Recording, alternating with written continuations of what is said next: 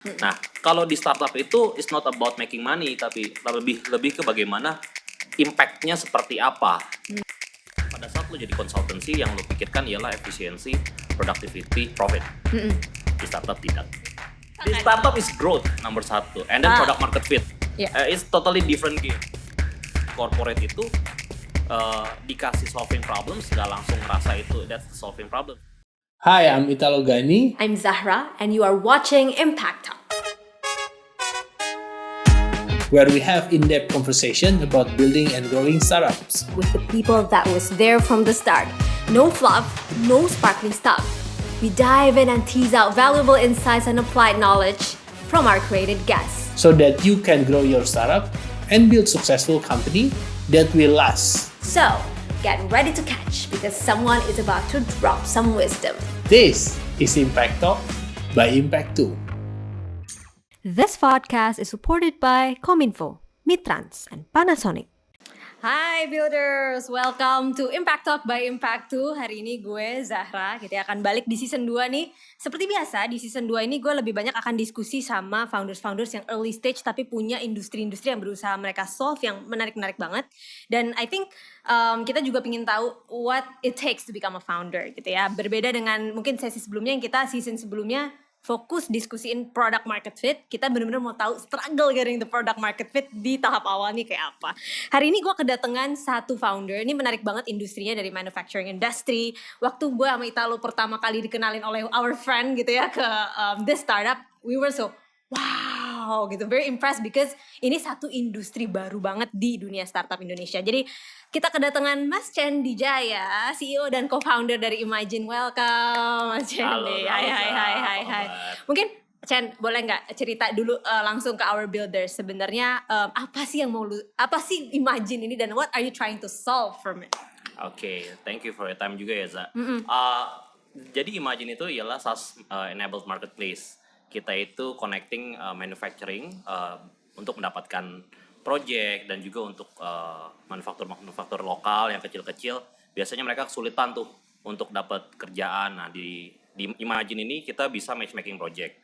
Di luar itu kita juga punya SaaS yang membantu IKM, kita sebutnya industri kecil menengah, untuk bisa melakukan pencatatan, mini ERP supaya lebih efisiensi. Dan juga karena as a ecosystem, kita juga bantuin mereka untuk connect ke project financing, ke fintech, dan juga kita juga bantu mereka untuk mendapatkan raw material dengan high quality. Jadi lebih ke end-to-end ecosystem buat manufacturing. Menarik. Karena gue sama Italo awalnya gini, manufacturing ini difficult nih kayaknya ya, gitu ya. Awalnya gue gitu ya, ini kayaknya something conventional. Nanti kita tap in on that. Tapi I wanna highlight mungkin di awal ya dari diskusi kita adalah soal your background dulu sih as a founder. Dan bertiga kan ya foundersnya gitu ya. I think you guys came from a consultancy background, benar gak sih? Benar.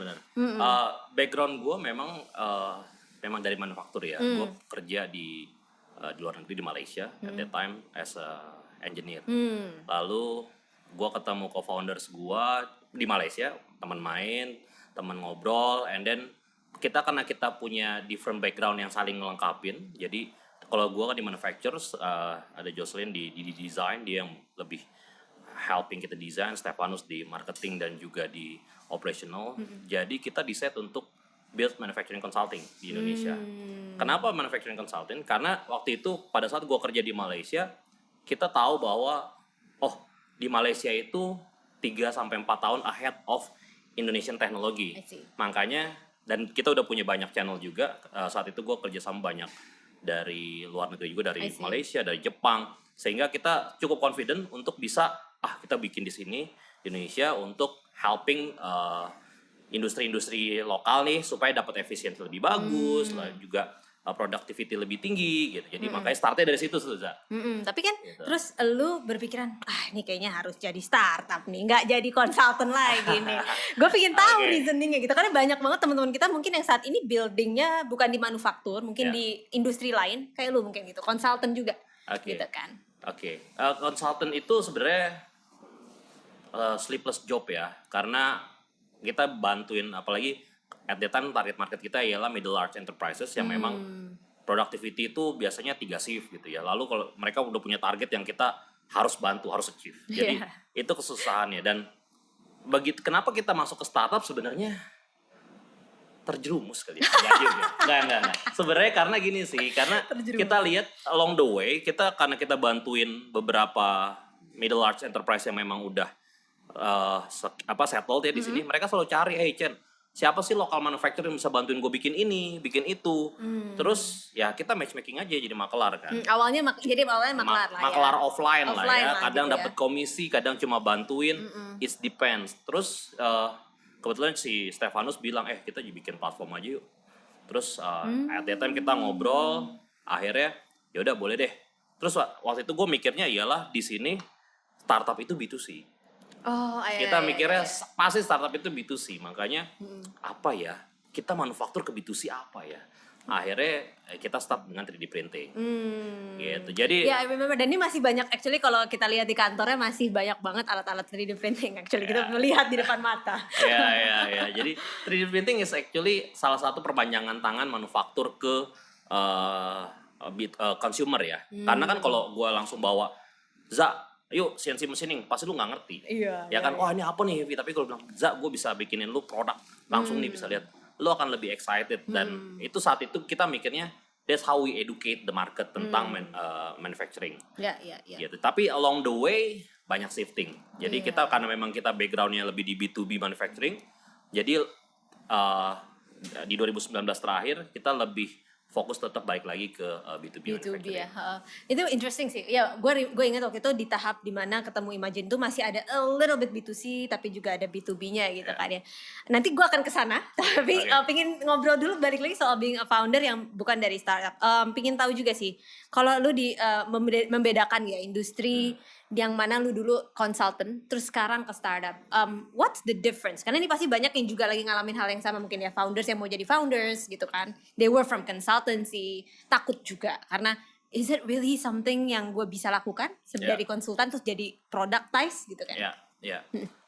The difference is a lot ya, karena pada saat lu jadi consultancy yang lu pikirkan ialah efisiensi, productivity, profit. Di startup tidak. kita di startup apa yang lu rasakan? Di startup is growth number 1, and then product market fit. It's totally different game. Jadi kalau gue di consultant ialah tugas gue ialah gimana caranya membantu supaya cycle time-nya lebih kecil, supaya intinya cuan lah ya, cuan lebih banyak.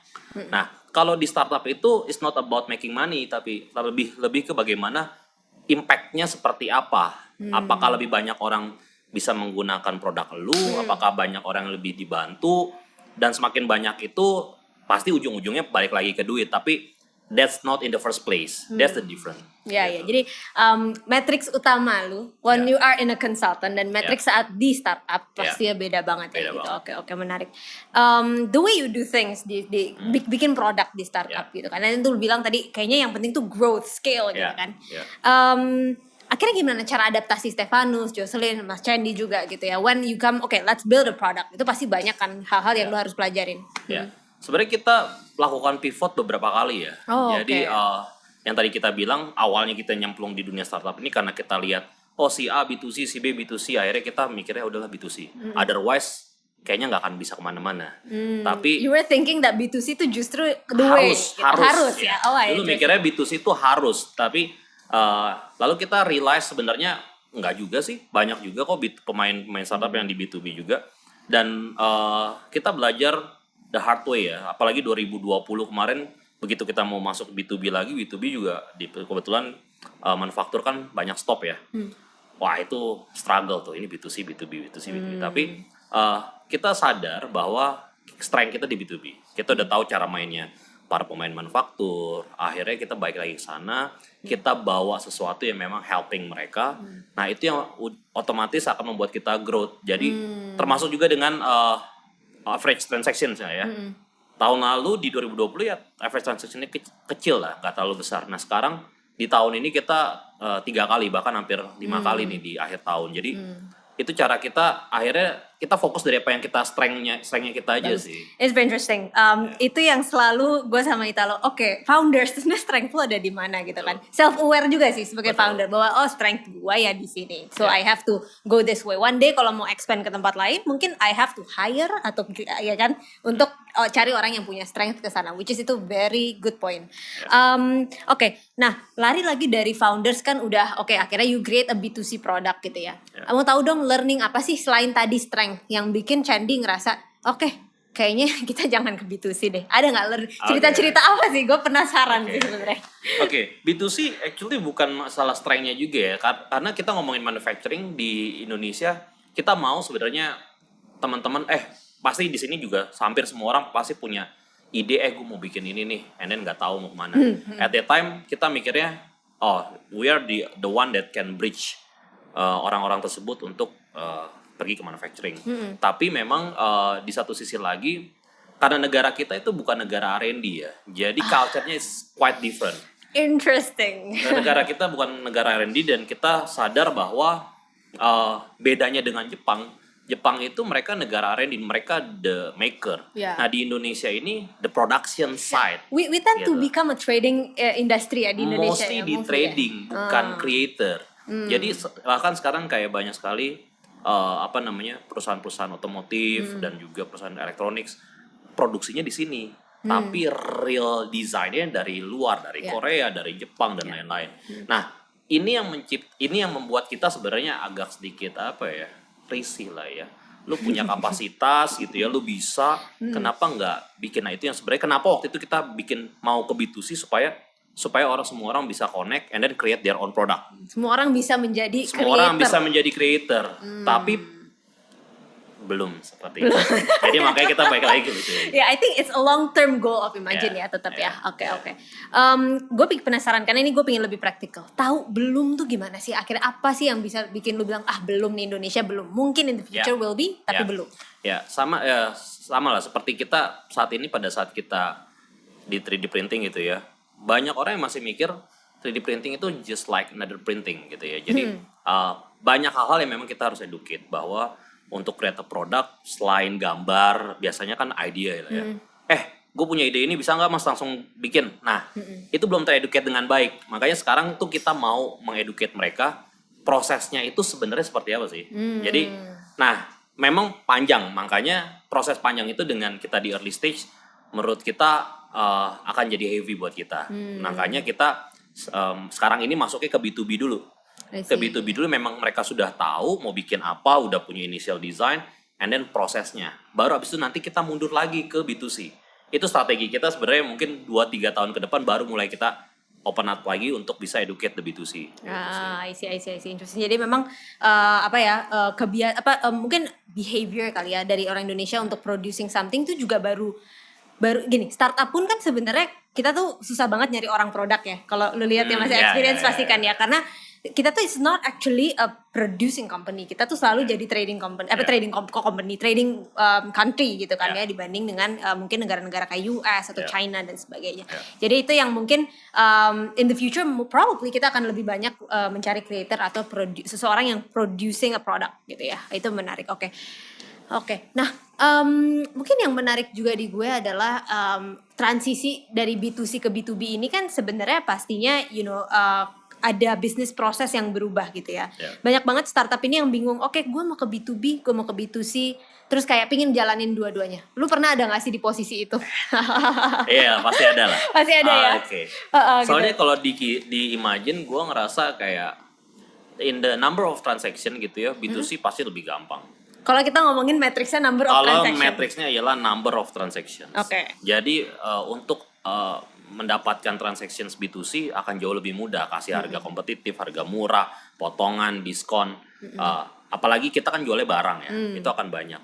Tapi in term of number of retention, number of average transaction, it's totally different game gitu ya. Jadi gue pengennya sekarang ini kenapa kita fokus ke B2B, karena kita tahu service yang kita kasih ini saat ini lebih cocok di B2B.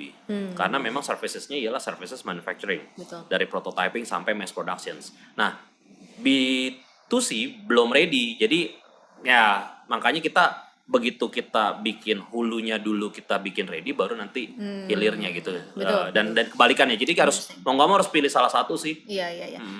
Gimana kalau gini? Karena banyak banget yang kayak mungkin ya ini based on my experience sama Italo, ketemu banyak startup, banyak yang bisa gue jalanin B2C atau B2B bisa gitu kan. Dan gue sama Italo tahu nih kayak gitu kan, gitu kan. Dan mungkin dulu at that time juga waktu kita ketemu di awal juga akhirnya kita bilang, Chen, kayaknya you have to focus somewhere. Ada learningsnya nggak yang bikin oh ya bener ya gue harus fokus? Apakah human power kayak orangnya kurang dan sebagainya itu mempengaruhi nggak sih? Sebenarnya kalau ditanya bisa apa enggak, ya gue yakin banyak juga yang bisa sih. Banyak juga yang lebih kalau capitalnya banyak. Nggak capital juga lah mungkin. Kita memang nggak di situ strength-nya. Mungkin ya ketika tadi nih kita experience kita di B2B sebenarnya. Ya, betul. I've been in manufacturing for almost 10 years dan itu B2B kan. Gua nggak jualan barang spare part itu ke orang gitu ya. Betul, nggak D2C ya. Lebih ke B2B. Jadi itu yang membuat kita kemarin pada saat suruh milih B2B atau B2C dengan operation kita yang apalagi early stage lah ya, lu nggak bisa kayak spending suka-suka, udah jalanin habis itu burn nggak bisa nggak survive gitu ya. Nah akhirnya kita coba switching ke yang mana kita bisa survive. Menarik gitu. Ya I think itu sih journey-nya. Dan B2C ini belum lu tutup sepenuhnya kan berarti ya Mas ya. In the future might be ya. Kita tunggu aja.